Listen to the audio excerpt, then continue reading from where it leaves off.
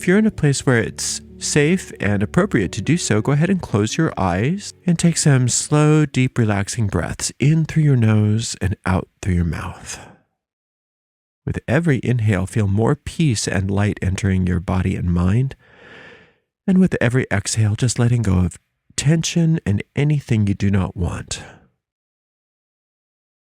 Inhaling peace and exhaling anything you do not want, just letting gravity take it all away from you. We picture ourselves on top of a beautiful mountain in the center of a circular grove of trees. In the center of our circle, a bonfire blazes forth, and it lights us and the grove up with a sacred golden light. We recognize that this is the light of perfect love and perfect trust, and it burns away everything that is not like itself, leaving us pure and happy, protected and peaceful. Into this sacred space, we invite the presence of our Creator. To many of us, this Creator reveals itself as a mother and father, a god and a goddess. We also invite the presence of all of our teachers and angels, and we ask that they join with us as we dedicate this time that we spend together to them and to each other. We ask that we be guided as we walk upon the way. We ask that we become happier, more peaceful, more prosperous, more loving people. Thank you very much. And if it's appropriate out loud, you can say, "Blessed be." Today, I'd like to talk about the Hermetic Principle of Correspondence. Now, we talked about the principle of mentalism, that all is mind. And another principle that we will be discussing at another time is called the principle of vibration. Everything vibrates. Different vibrations happen at different rates. And so it could be stated that the physical is the lowest vibration, the lowest rate of vibration, the slowest rate of vibration, and that the spiritual is the quickest vibration. Some might say that the physical is the lowest vibration of spirit, and that the spirit is the highest vibration of matter. And this is seen in the image and the figure of the hexagram, that six-pointed star, two intersecting triangles. And in the Hermetic axioms, this law of correspondence, or this principle of correspondence, is often described as above, so below. Sometimes it's described as within, so without. When we say as above, so below, we could say what we are experiencing in the physical is a reflection of a mental construct. We have to understand the flow of power is from within to without, or from above to below. And those terms below and above, within and without, are clumsy at best. But clumsy as they are, we can use them. The idea that there's one flow of power, that means the physical can influence our decisions, but the physical isn't causative. What's causative is the mental. Mental is the causative principle, and the physical is the principle of effect. And they correspond to one another. As a result of my experiencing something in the physical, I can make a new choice, I can make a new decision, I can have a response mentally, which then is a new cause in the mind, which then will have other effects in the physical. But we don't want to confuse the idea that my mind can be influenced by a decision I'm making about the physical. We don't want to confuse that with the physical has causative properties, because it does not. Because the physical, from the point of view of the Hermetic principles, is an illusion. It is an illusion. Just studying the most modern of sciences, you can understand why the physical is an illusion. In reality, there's more empty space in the physical than there is anything else. And the fact that there's mostly empty space means that the forms and experiences that we're having in the physical are something that we are experiencing within our minds, not really within the physical. It's through this principle of correspondence that we are able to sort of find our way through this darkness, through this illusion, and reminding ourselves that the basic correspondence is that which is manifest has a corresponding thought, has a corresponding idea behind it. We could go on about that phenomenon for days and days and days. And in fact, we have many talks that we've had, not necessarily calling it the principle of correspondence, but we talk about that quite a bit, how things in your world are a reflection of things in your mind. And that the only real way to change things in the physical world is to change the astral, or to change the mind. We call that an astral equivalent or an astral double. We have to make it be so in the mental before it can happen in the physical, because the physical is not causative. The physical is the realm of effect. So we talk about that a lot. And that's basic magic 101. If you want to see something happen in your physical universe, you've got to make a thought form. You've got to create some kind of a thought form, or you have to let go of an existing thought form if you're trying to, quote, banish something. Most of us already understand that. Other implications of the principle of correspondence that are not always quite so immediately obvious. And one of these implications is known as the law of signatures. And this is what enables us to have these extensive tables of correspondences, and why and how one of the uses of the Kabbalah and the Tree of Life that can be so helpful to us, especially in the occult sciences. There are things within the physical world that seem to come under the purview of certain forces in the invisible world. For instance, sunflowers. They have the signature of the sun because they kind of look like the sun. Heliotrope doesn't really look like the sun, but it follows the sun very clearly, very, very, very succinctly. The smell of a rose oftentimes will bring about the idea of beauty and love, and has often been thought of as corresponding to the planet of Venus. Things that are hot and prickly oftentimes are thought to correspond to the planet of Mars. Things which have a nebulous quality about them seem to correspond to the planet Mercury. Things which are large and expansive seem to correspond to the planet of Jupiter. Things which are restrictive and slow and dense to the planet of Saturn. That which causes a response of getting sleepy or meditative or magnetic corresponds to the moon. The idea of signatures is very helpful in magic because things correspond to other things. So it's very helpful to understand correspondences so that when you are working any kind of magical operation, you can allow yourself to really align with certain energies that are on the invisible plane by utilizing and putting yourself in touch with their physical representations on the physical plane.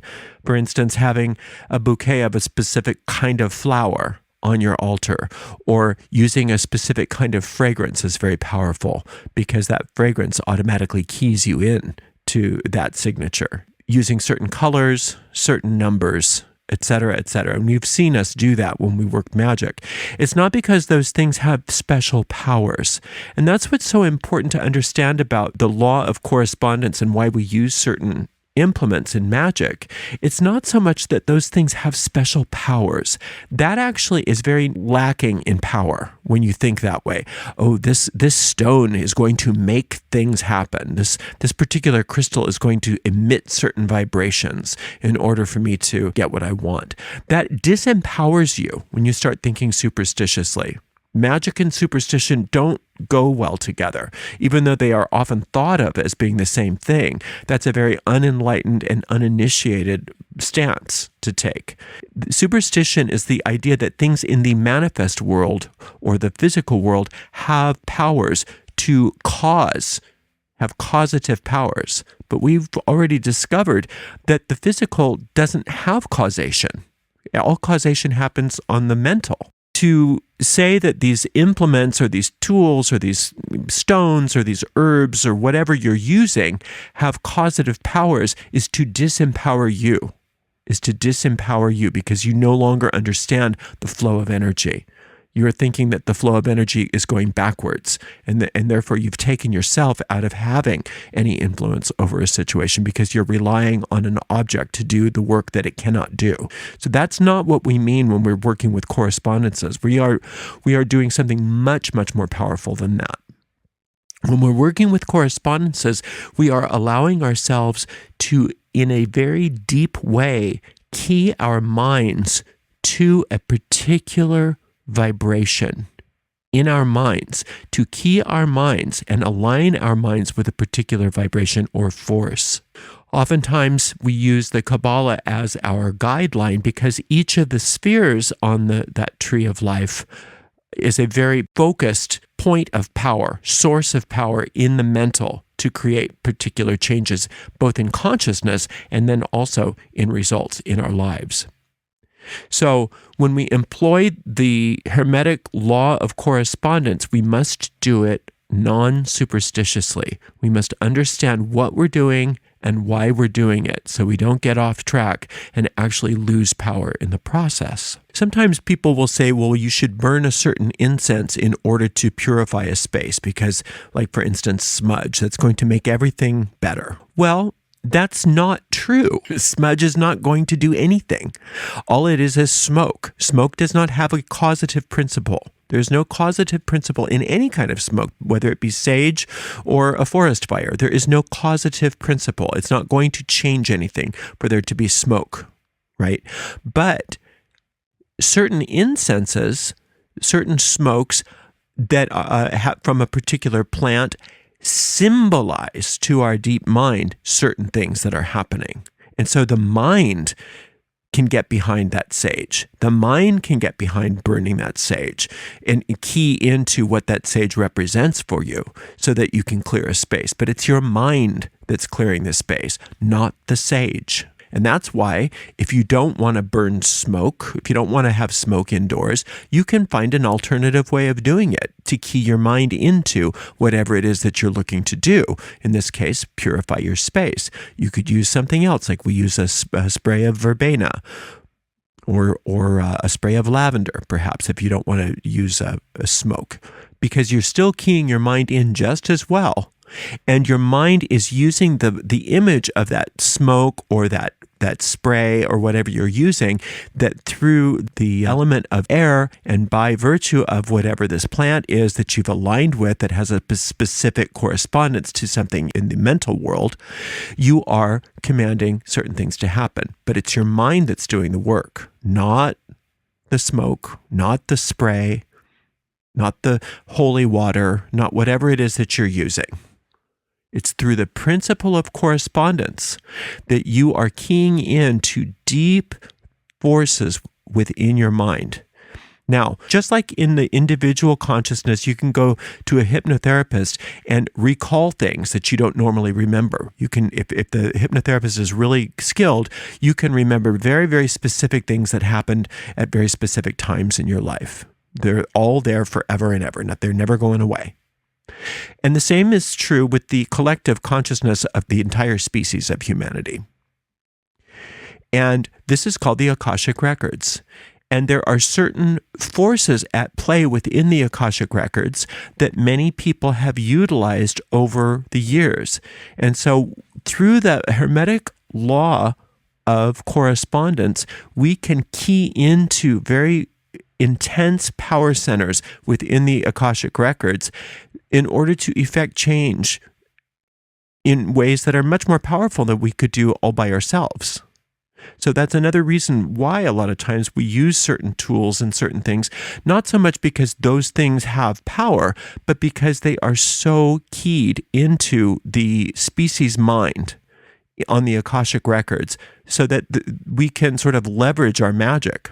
We have leverage. We can key into so much more strength and power than what we have all on our own. And that's a very important reason why we work with the Hermetic laws of correspondence when we work magic. So in addition to all of that, we have to remember that everything in our lives corresponds to something. So every single aspect of our experience corresponds to something in our mind, something in our memory. Now, something in our mind and in our memory might also include the group mind as well. It might include a group mind of your family. It might include the group mind of your household. It might include the group mind of your neighborhood or your nation or your church or your coven or whatever your thing is, right? So everything that's happening corresponds to something within the mind. And it's so important to remember this so that you don't spin your wheels. You don't spin your wheels trying to fix things on the physical plane, because there's no way to fix things on the physical plane unless you've done it within the mind. And once you've done it within the mind, it'll either happen spontaneously or you will be compelled to perform certain actions in order for things to get done. And then things will be done on a more permanent basis because you've taken care of the thought form that is correspondent to the effect. And we see that we do that a lot with things like psalm magic. In psalm magic, we are not necessarily only working with the experience that we're trying to heal, but we're looking at the thought form that underlies that experience so that we can heal the thought form. And when the thought form is healed, the experience itself spontaneously has to heal. But if we are only working at it from the realm of effect, then we're spinning our wheels and we get very, very frustrated.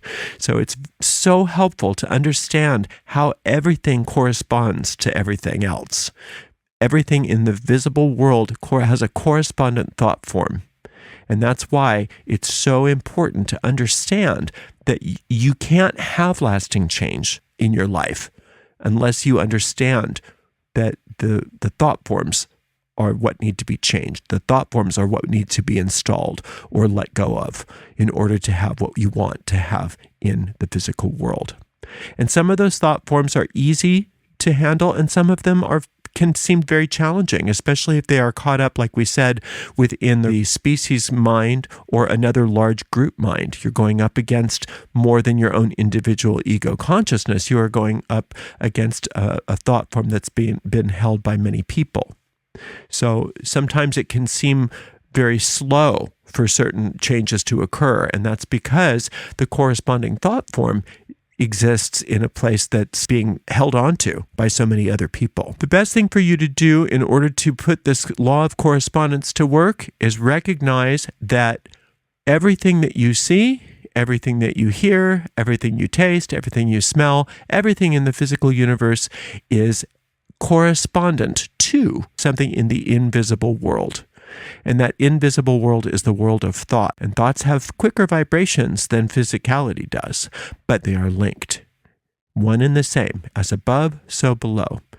It's much easier and much more expeditious to work at the realm of thought and the realm of cause than to try to work at the realm of effect. Thanks for spending a little time with me today. I appreciate you so much. Until next time, blessed be.